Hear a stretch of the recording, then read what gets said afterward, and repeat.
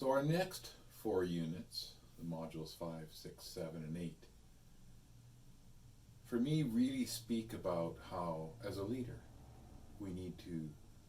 understand ourselves and self-regulating our own worlds and being able to reframe our experiences of stress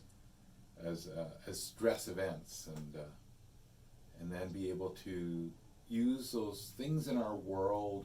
be it meditation, going for walks, exercise. You need to be able to leverage all of those tools so that we can be the leaders in what self-regulation looks like. I often think about, as a young lad, I was training young horses, and an old fella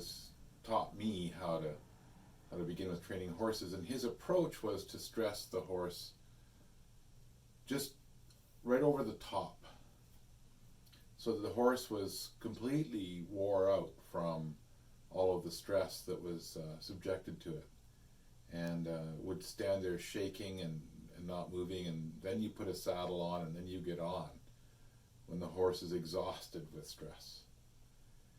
But yet when I moved forward as I grew up, I learned new methods of working with horses in a stressless environment, so that you become a partner with them. And I think a lot about that evolution for me, and I think a lot about the modules 5, 6, 7, and 8, about how we need to, as leaders, look at our own worlds of regulation, and then look at our system approach to how we can create within our system balanced opportunities for people to work in environments that promote self-regulation. And then when we start to bring in and move schools forward,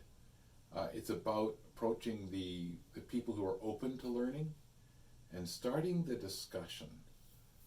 be it the courses or book study. It's going to be about looking to those who are early on able to be curious and take on just one more step in how to grow personally. Because I know that SelfReg is not a program.